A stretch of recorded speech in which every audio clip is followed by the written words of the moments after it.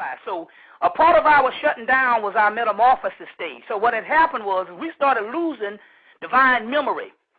And as a result, the Egyptians or the Hemmites recorded, in a recording period of the monumental phase, they recorded all of this particular knowledge in all of these particular temples.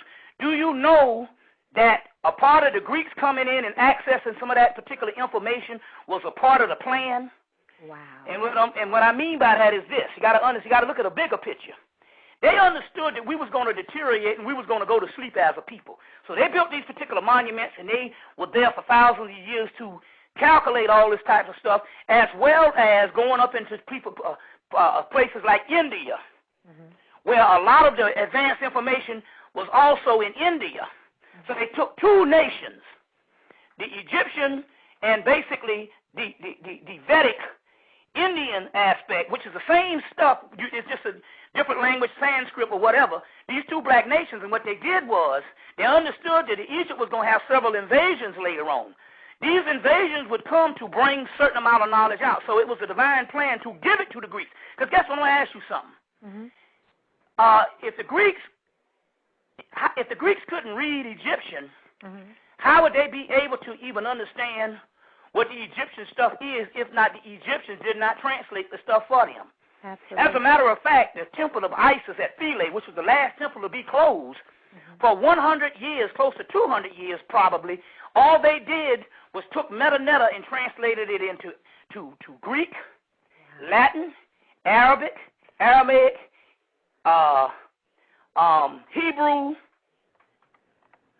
Hebrew, and later-day Egyptian called Coptic. And they did this for a reason, so this particular information could survive going into the modern world, because they knew that we was going to go to sleep, go into slavery, all of this, because they got texts. They got the Hermetic text where they talk about us going into slavery.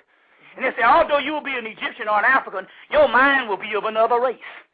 That's in the Hermetic text. Hermetic text, Walter Scott. Hermetic text, Peter Gandy, Timothy Freak. Hermetic text, Copenhagen. We can go on and on about the scholarship. We got those things. The perfect sermon of Asclepius. Which is the father of meta. They got to pray to Asclepius when they take the Hippocratic oath, and Asclepius is the Greek word for Imhotep. So anyway, the fall came long before because our time was running out. Our memory was going. And as a result, we had to record it, give it to the rest of the world. That's what the Moors came in. The Moors are nothing but an Egyptian. The last invasion of Egypt was by the Arabs. The Moors banded together under Islam and took this stuff up into Europe and set up the 16 universities to preserve this. Some people say, well, how did they with Islam? No. The Egyptian priests understood a religion. They could go into a religion like you go into a Democrat or Republican party. They could use it as a political system for conquest to take something to a people. So that's what they did with the whole Islamic thing. So when you look at this bigger picture, all this stuff here was the way it is supposed to be. And they said we will be in the West because the word Osiris means the great Westerner. Right. In the Hermetic text, they say, will we ever get out of this slumber? They said yes. They said it would be a group of ancient Egyptians living in the latter days in the Western Hemisphere.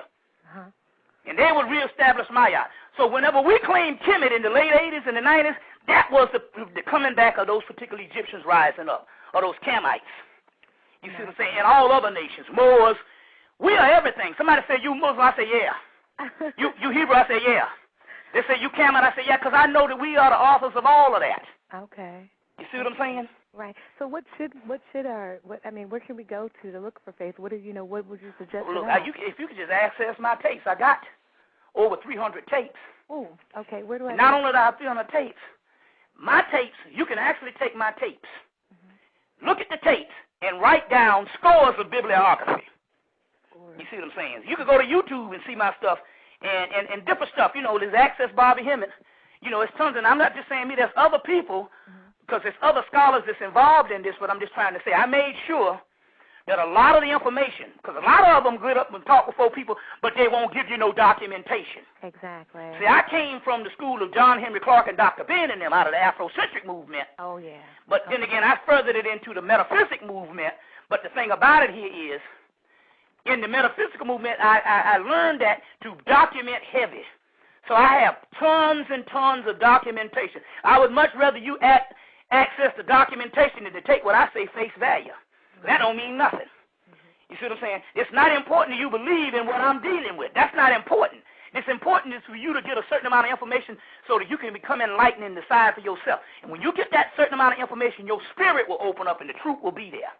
Now, how do you, and I'm going to ask one more question and I'm leaving, how do you kind of deal with the information that you're learning? Because I'm learning a lot of information, and I'm getting frustrated when I'm trying to, help bring other people. There you go. This is what you do. Them. This information is for you and you only. Okay. Do not make the mistake that every Negro that learns something does. They go and try to teach others. Yes. Everybody don't wake up the same time every day. Yeah. And when you try to, a person's enlightenment and their awakening period is based on their own time clock. And whenever you disturb a person that's sleeping, you might get killed. And we've made those mistakes. We have our family members, which is a bunch of idiots. Yeah. And it's usually only 1 or 2 people in a whole family of a 20 that's even conscious. It is not for you to wake up them because you get beat over the head when you wake up dead people. Let the dead lie with the dead. This is a process for your soul to learn to be God. Come back to be the goddess. Not to run off and bump off at the mouth with a bunch of niggas out here that's going to reject it. Exactly. That's not important. See, we was trained that way in the 60s, each one teach one. Well, that's good on mundane and political knowledge. But when you're dealing with something advanced, and spiritual and advanced history, our people won't get it until they wake up. And everybody's waking up is based on their own time. So don't make the mistake to try to teach nobody when you're supposed to be learning yourself. You're right. You would not go and be in the damn 4th grade, 4 years into learning, and call yourself going to become a damn teacher and try to teach somebody something.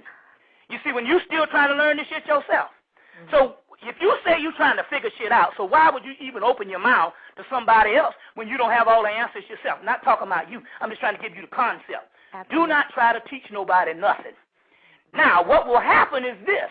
The enlightened ones is spiritual. They will find you. You see what I'm saying? Okay. They will find you. It's something spiritual. Might be a conversation, might be something you might have on, but they will find you. But a dead person, you see what I'm saying? Right. Don't waste your time. Okay. You see. But can you still help them with, kind of the basics of, parenting and things, just basic stuff now? Well, that's just basic human. That's just basic human survival on the planet with them. Okay. I'm just talking about knowledge. Okay. You see what I'm saying? I'm just talking about knowledge. Wow. You see, basic human survival, you help, we're not talking about being exclusive. You see what I'm saying? But my point is understand the people that you're dealing with.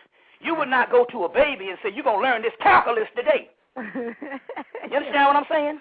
Yes. All right, it's the same concept. You got to know the people that you're dealing with. You're right. You see.